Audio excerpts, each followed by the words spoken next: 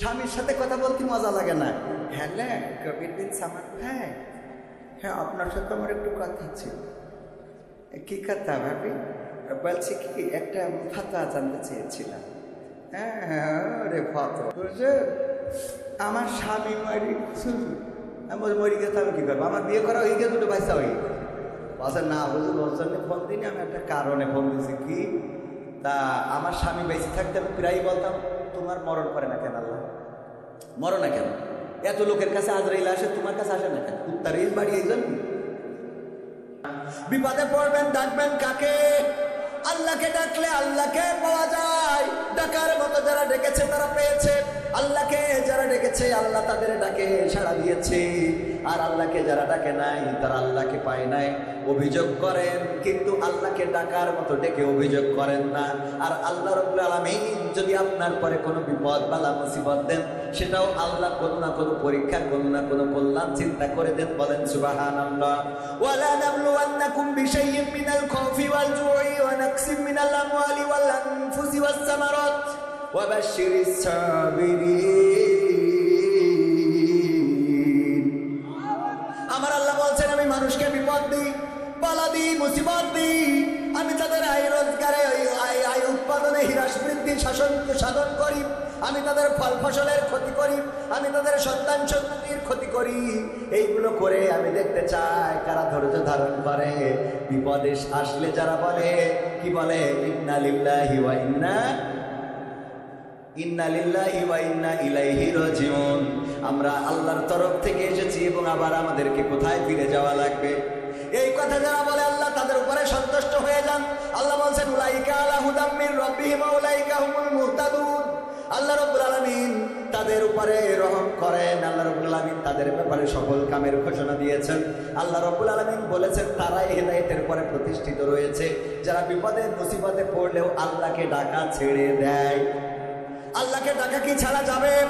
বিপদে আপদে মুসিবতে জুলুমে নির্যাতনে নিষ্পেষণে অ্যাক্সিডেন্টে দুর্ঘটনায় রক্ত ঝরুক না ঝরুক, সর্বাবস্থায় আমরা বলবো কি? আলহামদুলিল্লাহ। কি বলবো? আলহামদুলিল্লাহ। আল্লাহ খুশি। তুমি যদি আমাকে কষ্ট দিয়ে খুশি থাকতে চাও, আপত্তি নাই। ওই আব্দুল কাদের জিলানী রাহিমাহুল্লাহর মতো বলতে হবে, ওগো আল্লাহ পরকালের ময়দানে তুমি যদি আমার জান্নাতে দাও, পরকালের ময়দানে তুমি যদি আমার জান্নাতে দাও। আব্দুল কাদের জিলানী রাহিমাহুল্লাহ বলতেন, আল্লাহ তুমি যদি আমার পরকালে জান্নাতে দাও, আর সেই জান্নাতে দেওয়ার পরে যদি তুমি আমার কোনো খবর না নাও, তুমি যদি আমার সাথে কথা না বলো, তুমি যদি আমারে না ডাকো, তুমি আমারে না দেখা দাও, তাইলে ওই জান্নাত আমি চাইব না।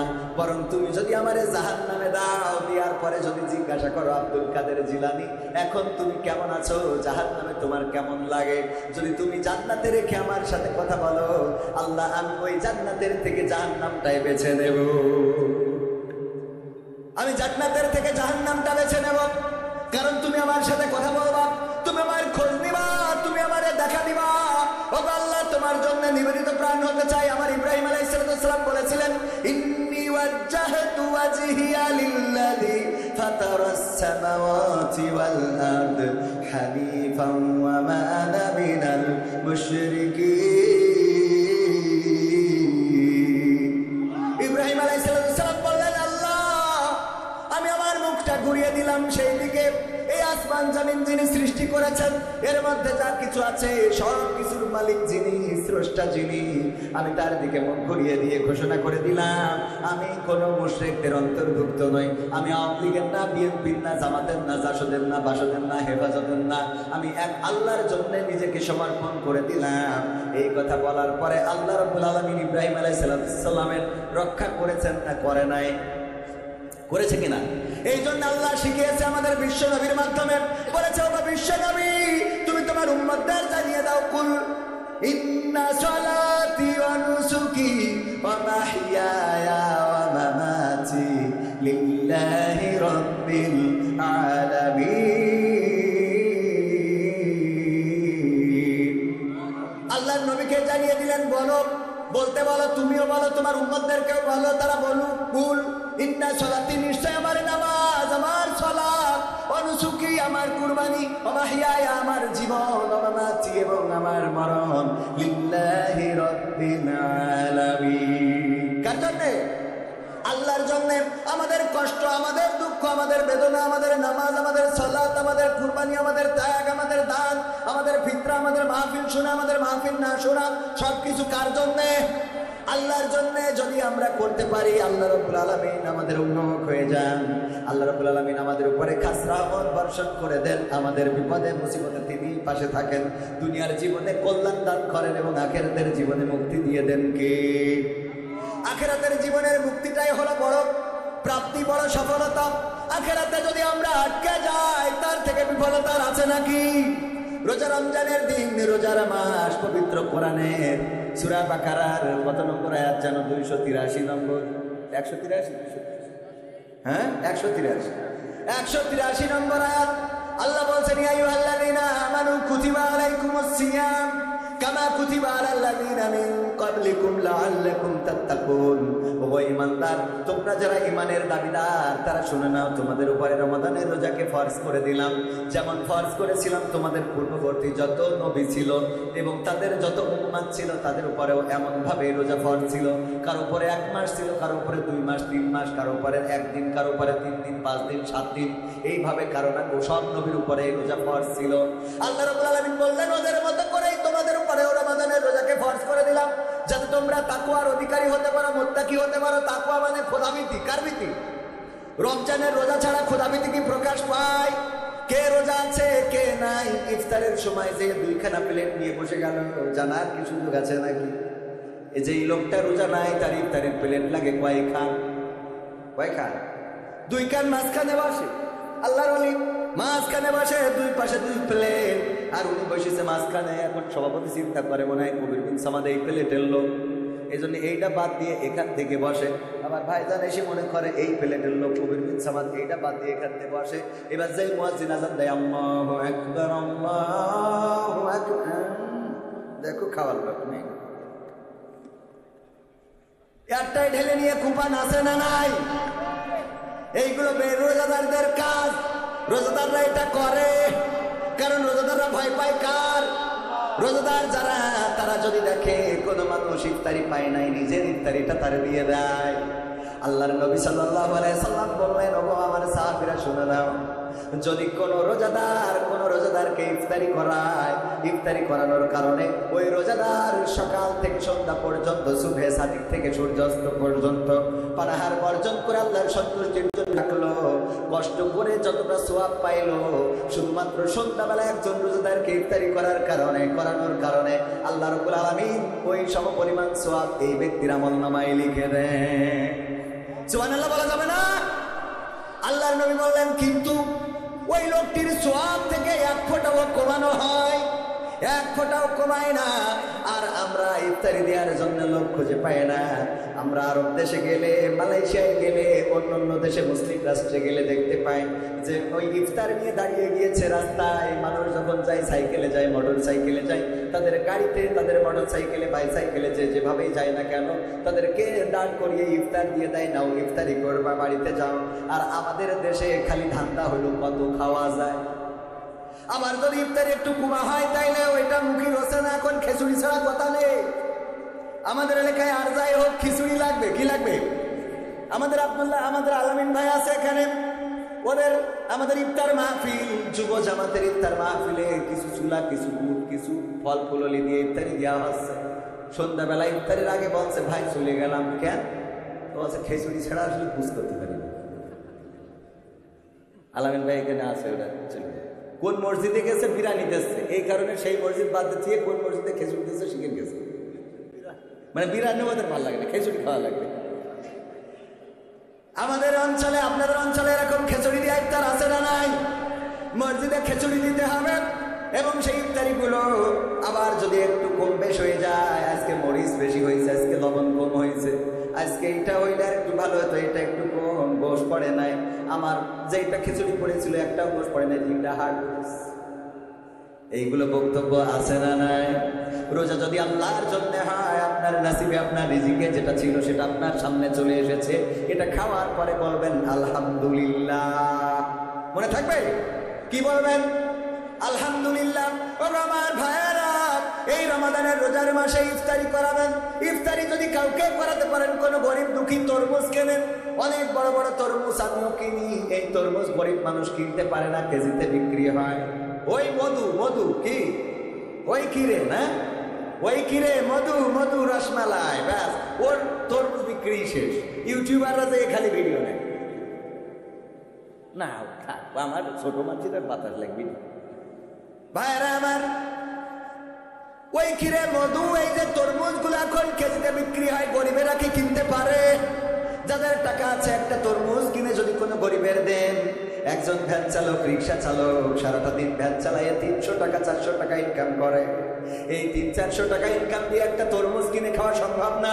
কারণ এই বছর আমি যেই কয়টা তরমুজ কিনেছি সবগুলো 300 টাকার উপরে। মোটামুটি যেগুলো ভালো সেইগুলো 300 টাকার উপরে। এই 300 টাকা দিয়ে তরমুজ কেনার মতো গরিব মানুষ যারা ভ্যান চালায়, রিক্সা চালায়, তাদের অ্যাবিলিটি আছে নাকি? আপনার অ্যাবিলিটি আছে, টাকা আছে, যদি একটা তরমুজ কিনে দেন, এই তরমুজটা সন্ধ্যাবেলা যদি বাড়িতে নিয়ে যায়, ছোট ছোট বাচ্চা শিশুগুলো খুশি হয়ে যায়, অনেকদিন পরে বাড়িতে তরমুজ আসে।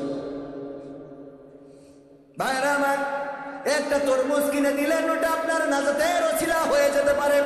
পরকালের ময়দান, মুসিবতের দিন, যেদিন কেউ আপনার জন্য ছুটে আসবে না, মা আপনাকে দেখে পালাবে, সন্তান আপনাকে দেখে পালাবে, স্ত্রী আপনার পরিচয় দিবে না, ভাই বোন কেউ কাউকে পরিচয় দিবে না। ওই দিন, মুসিবতের দিন, এই ইফতারিটা আপনার নাজাতের ওসিলা হয়ে যেতে পারে। বলেন সুবহানাল্লাহ। কারণ আমার আল্লাহ বলেছেন, ফামাইয়ামাল মিসকালা যাররাতিন খায়রান ইয়ারা ওয়া মাইয়ামাল মিসকালা যাররাতিন শাররান ইয়ারা। আল্লাহ বলছেন, যারা পরিমাণ ভালো কাজ সেটাও তোমাকে দেখিয়ে দেব, আর যারা পরিমাণ খারাপ কাজ সেটাও তোমাকে দেখিয়ে দেব। একটা তরমুজ দিলেন, কোন দিন কোন পরিবারের, তারা ওই সন্ধ্যাবেলা তরমুজটা খেয়ে আপনার জন্য দোয়া করেছে, আল্লাহ আজকে আমার মতো গরিব পরিবারের যে তরমুজ খাওয়াইলো, এত দামের তরমুজ, তুমি পরকালে বিচারের দিনে, আচরের দিনে তুমি তারে জাহান্নামী কইরো না, জান্নাতে দিয়ে দিও। হয়তো আপনার গোনা খাতা ভারী হয়ে যেতে পারে, ওই গরিবের দোয়াটার কারণে আপনার গোটা জীবনের জিন্দেগির গুনাহ ক্ষমা করে দিয়ে আল্লাহ জান্নাতের বাসিন্দা করে দিতে পারে। রোজার মাস, সাহরি নাই এমন অনেক পরিবার আছে, সাহরিতে খাওয়ার মতো কিছু নাই, তরকারি নাই, কতদিন চলে যায়, একটু গরুর গোশত খাওয়া হয় না, পোলট্রির গোশতেরও দাম বেশি। এবার তো অন্যবারের তুলনায় সবকিছুর দাম কম আছে, সহনীয় আছে। আকিস পরিবারের সন্তান শেখ বশিরউদ্দিন সাহেব বাণিজ্য উপদেষ্টা হওয়ার কারণে এই জায়গাটাই অনেকটাই কন্ট্রোল করতে পেরেছেন। পেঁয়াজ, আলু, পটল, ঝাল, চিনি, ডাল যা কিছু আছে, শুধুমাত্র সয়াবিন তেলটার দামটা একটু বেশি, বাকিগুলো আলহামদুলিল্লাহ কন্ট্রোলে আছে। ও আমার ভাইয়েরা, তারপরে অনেক গরিব আছে, গরুর গোশত 750 টাকা কেজি দরে কেনা সম্ভব। আপনি যদি কোনো একটা পরিবারকে 500 গরুর গোশত কিনে দিতে পারেন, একটু দাঁড়িয়ে কোনো একটা ভ্যান চালককে কিনে দেন, রিক্সাওয়ালাকে কিনে দেন। গ্রামে যে গরিব মানুষ আছে, এবং গরিব মানুষ বাছাই করে যারা কিনে খাইতে পারে না, 500 গোশ 1 কেজি গরুর গোশত যদি কিনে দিতে পারেন, দেখবেন ওই পরিবারের খুশিটা আপনি ফকিরকে ভিক্ষা দিয়ে এই খুশি জীবনে পাবেন না। ফকিরকে ভিক্ষা দিয়ে ওই খুশি জীবনে পাওয়া।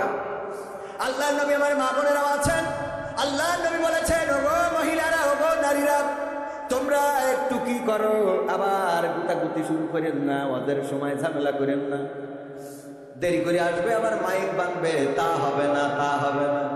যেই হুজুরের রাজনীতি হবে সেই হুজুর কুটার আগে আসতে হবে, ঠিক না ভাই? ঠিক। এই শীতে মানে আইসি যখন তাহলে কবির ভাইয়ের একটু নিয়ে রাখি, যদি কাজে লাগে। ও আমার ভাইয়েরা, মা বোনদের ব্যাপারে বিশ্বনবী বলেছেন, ও নারীরা, তোমরা যখন রান্না করো, ওই রান্নায় একটু পানিটা বাড়িয়ে দাও, ঝোলটা বেশি করো। কি করো?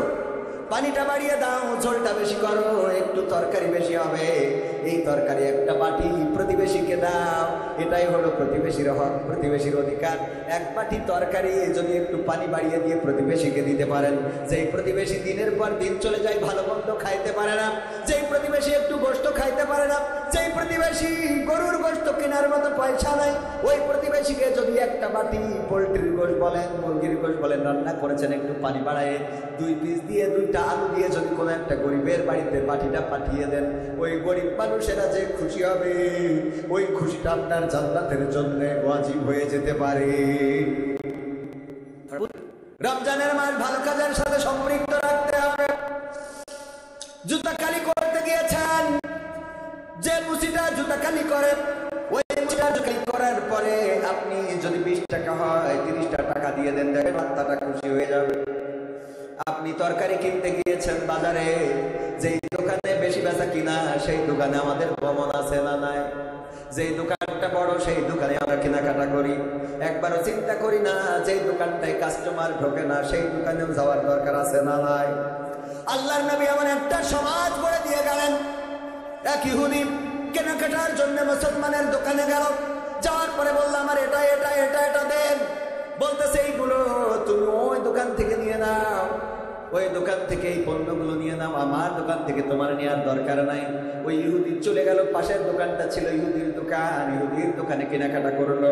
করার পরে মনে হলো যে আমি যেহেতু ইহুদি আর এই দোকানদারও ইহুদি, গিয়েছিলাম মুসলমানের দোকানে, উনি কেন আমার কাছে মাল বিক্রি করলো না জানার দরকার। আমি ইহুদি হওয়ার কারণে কি আমার কাছে মাল বিক্রয় করে নাই? ছুটে আসলেন আবার মুসলমানের দোকানে, জিজ্ঞাসা করলেন ওগো ভাই কি এমন অপরাধ করেছি? আপনার দোকানে আমি যেই পণ্যগুলো চেয়েছিলাম সেগুলো কি আছে না নাই? বললো আছে। যদি থাকে তাহলে দিলেন না কেন? বললো ভাই আমি সকাল থেকে বিকাল পর্যন্ত এখানে বেচা কিনা করেছি, আমার অপর পাশের যে দোকানদার ওই দোকানদার সকালবেলায় দোকান খুলেছে বিকাল পর্যন্ত।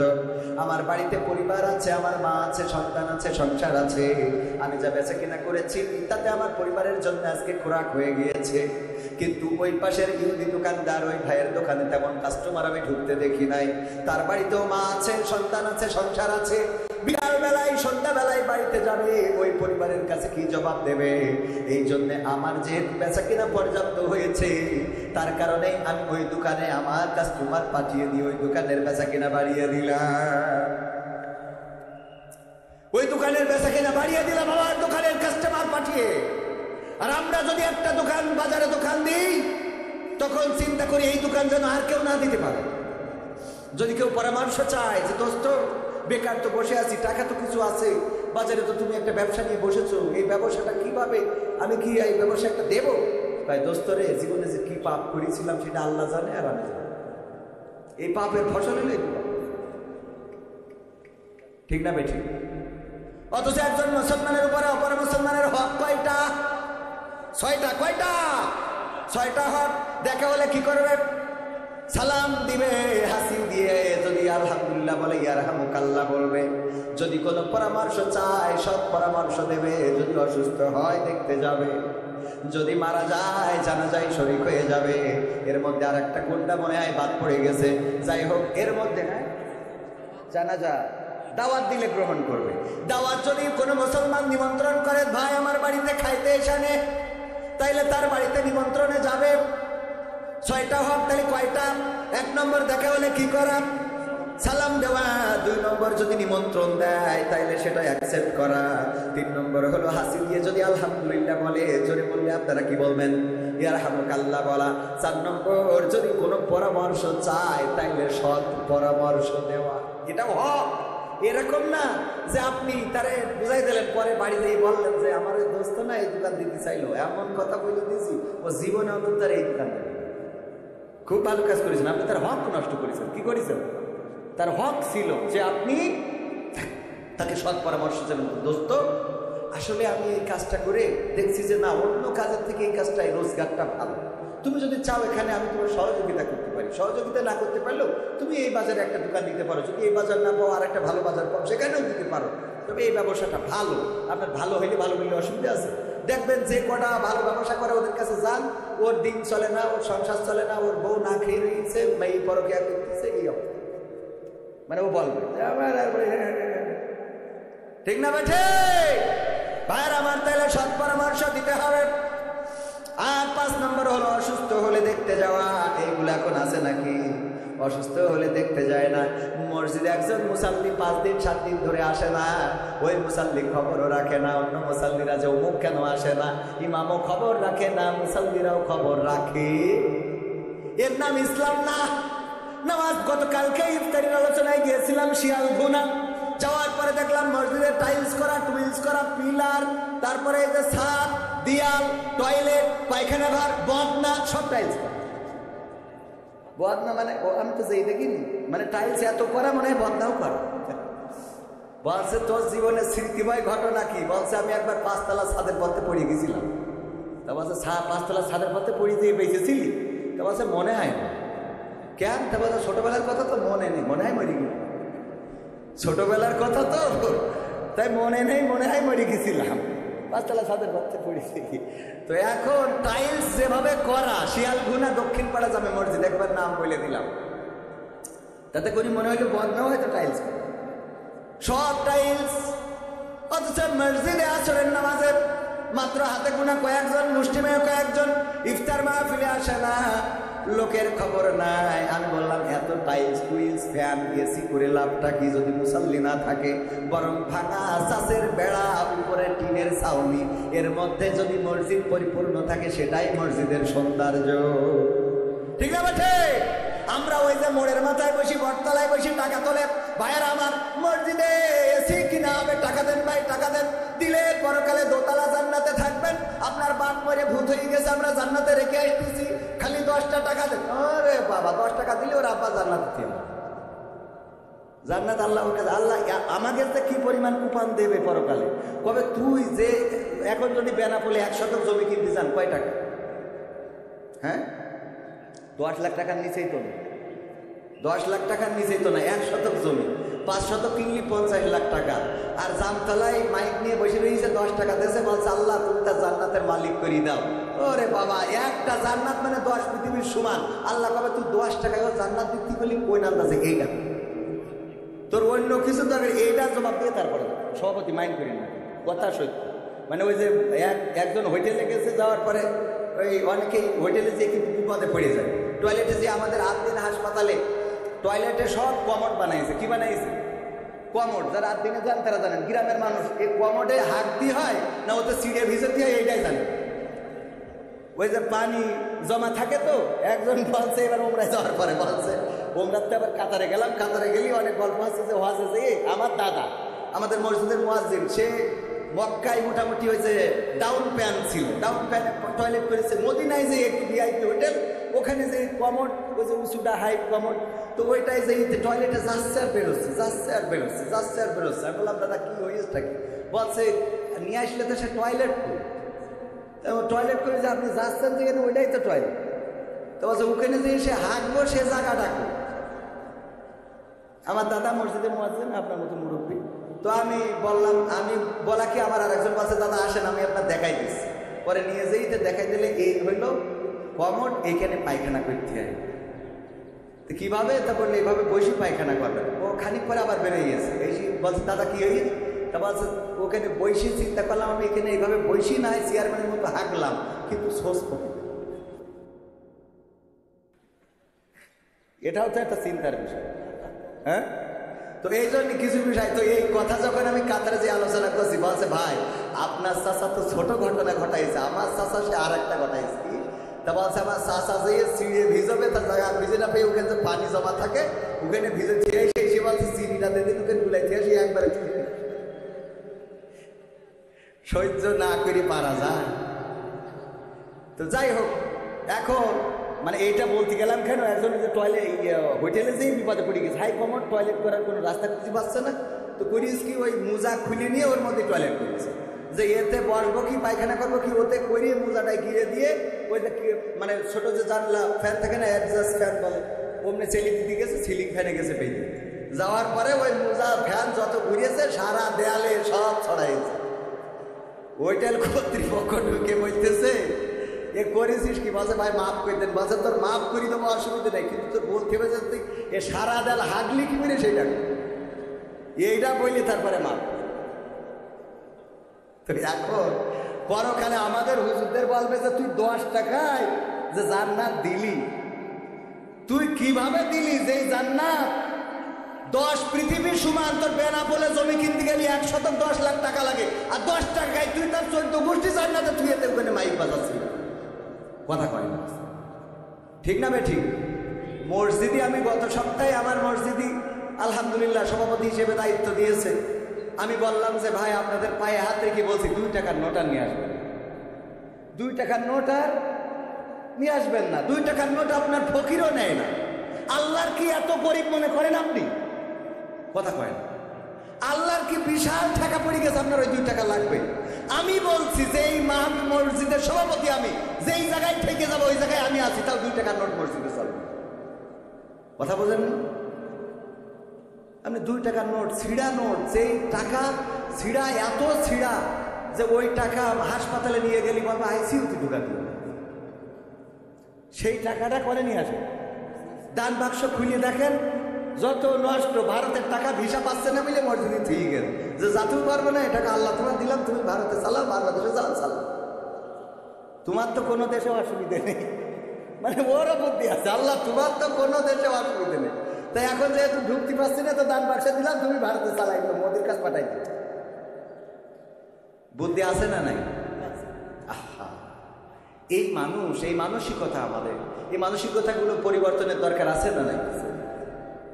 আলোচনায় আসি। ওগো আমার ভাইরা, কলিজার টুকরা ইমানদারেরা, আমার মা বোনদের জন্য বলছিলাম তরকারিতে একটু ঝোল বাড়িয়ে দেন, একটু পানি বেশি করে দিয়ে প্রতিবেশীকে দেন, প্রতিবেশী খুশি হয়ে যাবে, ওই প্রতিবেশী আপনার জন্য দোয়া করবে। ও আল্লাহ, এখনকার মা বোনেরা প্রতিবেশীদের দেবে কি? প্রতিবেশীদের যদি হয় তাহলে স্বামীর ভাই, তুমি বিদেশ যেতে পারো না, তুমি তোমার বিদেশ যাওয়ার খবর নেই, তুমি যদি বিদেশ না যাও তা আমি বলে দিলাম আমি 1 মাসের মধ্যে পাবেন চলে যাব।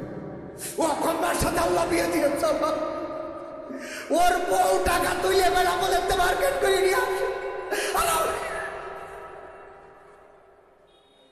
ঠিক না বেঠিক? স্বামী জোর করি ও যাবে না মোটে, ও বউথুই থাকতে পারে না, সেই বউর জোর করে পাঠাইবে দিয়ে এইবার স্বামী যেই টাকা পাঠায় ও যেই বেনা বলতে বাজার করিনি আবার এই নামল ভাইয়ের সাথে। হ্যাঁ, কথার কথা না, ভাইয়ের সাথে না, এই আর কি, আছে না নাই? কথা কয় না, সত্য না মিথ্যা? অধিকাংশ পরিবার, প্রবাসে থাকা অধিকাংশ পরিবারে পরকীয়া, হাতে অ্যান্ড্রয়েড ফোন, স্বামী পাঠাই দিয়েছে দামি ফোন, ওই দামি ফোনের স্বামীর সাথে কথা বলতে মজা লাগে না। হ্যালো কবির বিন সামান ভাই, হ্যাঁ আপনার সাথে আমার একটু কথা ছিল। কি কথা ভাবি? বলছি কি, একটা ফাতোয়া জানতে চেয়েছিলাম। হ্যাঁ রে ফতোয়া, শয়তান তোর এত ফতোয়া জানি লাভ কি? নামাজ পড়বি, রোজা করবি, রান্না করবি, স্বামী খাওয়াবি, সকালে ব্যাস হয়ে গেল, এত ফতোয়া তোর দরকার?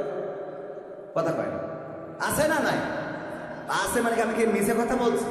আমাকে কাছে ফোন দেয় না তাই মনে করছে? বলছে আমার স্বামী মারি, আমি বলছি মরি গেছে আমি কী করবো? আমার বিয়ে করা হয়ে গেছে, 2 বাচ্চা হয়ে গেছে। বলছে না বুঝলি ওর জন্য ফোন দিইনি, আমি একটা কারণে ফোন দিয়েছি। কি? তা আমার স্বামী বেঁচে থাকতে আমি প্রায় বলতাম তোমার মরণ করে না কেন আল্লাহ? মরো না কেন? এত লোকের কাছে আজরাইল আসে, তোমার কাছে আসে না কেন? কুত্তার এই বাড়ি এই জন্য। তো এই স্বামী আমার কয়দিন আগে মারা গেছে। এখন আমি একেবারে সত্য বলছি, এই অবশ্যই সে মহিলা শোনে, বলতেছে আমি দুশ্চিন্তায় আছি, আমি কষ্ট পাচ্ছি এই জন্যে যে আমি আমার স্বামীকে বলতাম যে মরো না কেন আল্লাহ, তোমার মরণ না, কারণ সে ছিল অসুস্থ, এই জন্য আমি প্রায় বিরক্ত হয়ে যেতাম। আমি বলতাম মারা যাও না কেন, মরো না কেন, তোমারে আল্লাহ নেয় না কেন, তোমারে আল্লাহ উঠাই নেয় না কেন, তোমারে নিক না হয় আমারে নিক, যারে হয় আল্লাহ একজনটা নিয়ে নিক। তো আল্লাহ তারে তুলে নিয়েছে। এখন আমার মনে হয় কি আমার দুয়ার কারণেই কি মারা গেল, নাকি তার হায়াত শেষ হয়েছে তাই মারা গেল? কেন আমি কি এটা বলার মতো এখনো সেই এলেম আমার আছে? এ তো আমার বলা মানে আমার অবস্থা হইল ওই যে চাষের বেড়া খুঁজিয়ে দৌড় দিতে হবে যে কোন দিকে বের হবে। ঠিক না ভাই? ঠিক।